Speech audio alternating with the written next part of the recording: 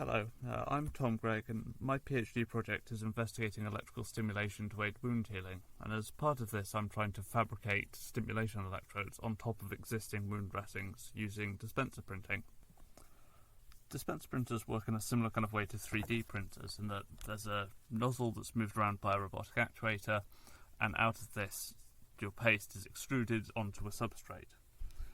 This system has a number of advantages, the main one of which is its versatility, because you can change factors like the nozzle size, the nozzle speed, and the pressure with which the paste is forced out. Dispenser printing can be used with a wide variety of pastes. Another advantage is that the only thing touching the substrate is the paste itself, which means that dispenser printers are fairly indifferent to the substrate they're printing on. However, dispenser printers are very particular about how much space there is between the tip of the nozzle and the substrate. If this is too small, the nozzle effectively gets blocked and no paste can come out. If it's too high, however, the paste will form individual drips that only get deposited once they're large enough to kind of bridge that larger gap between the nozzle and the substrate. For particularly small nozzles, which might be required if a print needs fine details or is working with fine pitch components, this range can be as small as about 150 microns. This can be increased, but it usually comes at a cost of having to put down additional paste, which obviously increases the financial cost of each print as well as reduces the amount of detail that's available. A small available range isn't a problem on flat surfaces. You can just set the nozzle into the correct position and leave it there, and that's fine. But most E-Textile substrates, including the wound dressings I'm printing on, will vary in height by far more than the 150 microns range that's available, and so you need to have some way of moving the nozzle up and down to kind of track the surface of the substrate. Dispenser printers are capable of this.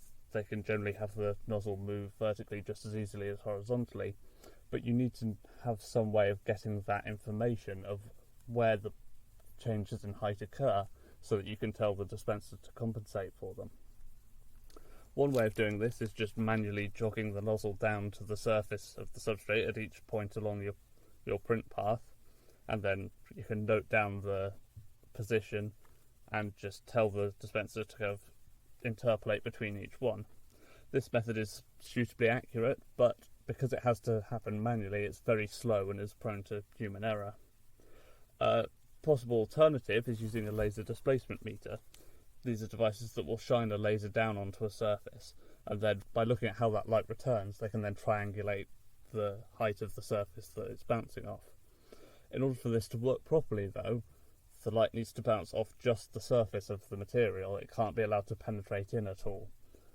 This would be a problem for E-Textiles because the interface layer that is used to reduce the small-scale roughness of a textile surface that you're generally printing your conductive tracks on top of is often transparent, and so the laser light will travel some depth into the interface, which will cause the distance to be over-measured.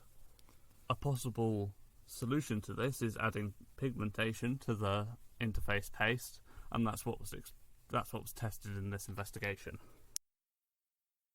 3 different colours of pigment were used, a red, a blue and a yellow, all from DCC Colorant's Dynaco range. These were added to a Fabanks interface paste, and when doing actual printed tests, conductive silver paste was used. The pigments were added to the interface in concentrations of 2.5% and 5% by mass. Adding this much pigment had no effect on the ability of the dispenser to print the interface layers themselves. The concentrations weren't large enough to change the viscosity of the paste significantly. There was, however, a big difference in how the pastes were cured. The interface paste I was using is cured by exposing it to UV light, and obviously to cure completely, that light needs to travel right the way through the interface layer. This is obviously not a problem when the interface is clear, but when the blue pigment was added, it blocked the UV light from travelling more than just a tiny distance into the paste, so that resulted in just a thin skin being cured and all the interface underneath staying liquid. This would then soak out into the surrounding fabric and cause the skin at the top to wrinkle, producing a very uneven surface. With red and yellow, this was occasionally a problem for very thick layers of paste, but for the kind of sub 1mm thicknesses you'd generally be using in practice, it was never an issue.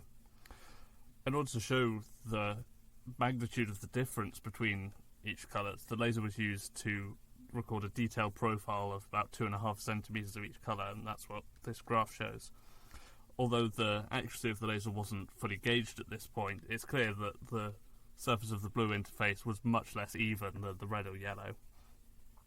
Another interesting thing you can take from this graph is that the small oscillations in the clear line at the bottom match the spacing of the weave of the polyester cotton fabric that was used as a base for these tests.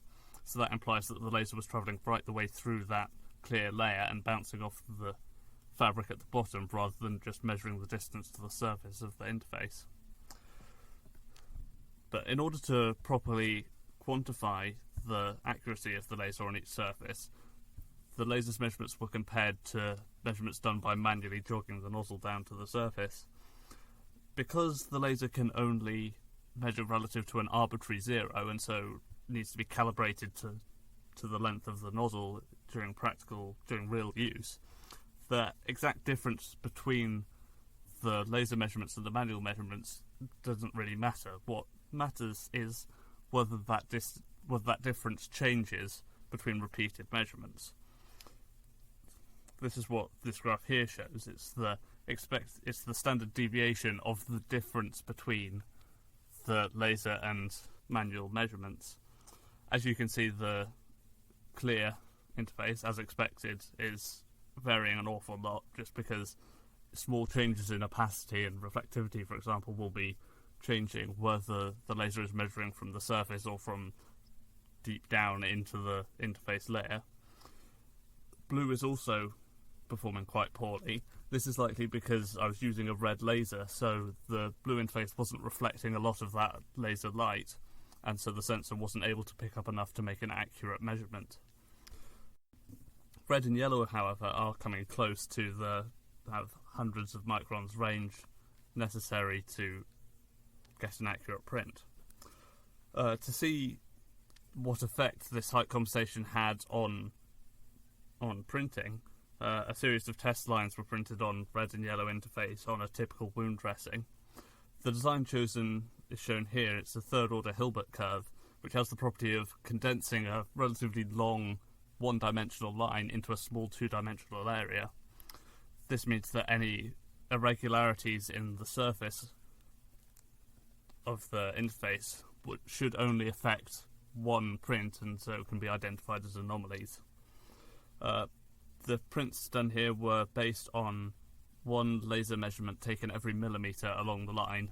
That was then rounded up to get a whole number of measurements along each straight line segment. The results of this test showed that when printing at a fixed height, the dispenser failed to accurately print about 31% of the path's length. Enabling height compensation, however, brought that down to 6%, so an over 80% improvement. Though, of course, having any error in the printed design means effectively a 100% drop in conductivity. Choosing a slightly larger nozzle is enough to bring that 6% failure rate down to 0 for most prints. So, in conclusion, laser profiling is a practical way of dealing with the uneven properties of E-Textile substrates, but it's important to ensure that the surface you're profiling complements the laser system that's being used. So in this case that means using a red or yellow pigmentation for the interface when you're combining that with a red laser. It's also obviously important to ensure that any alteration to the interface paste isn't going to have a negative side effect on things like the curing, as happened with the blue pigment in this case. But as long as these conditions are satisfied, laser profiling is certainly a practical way of enabling height compensation for dispenser printers when printing on e-textiles. Thank you for listening.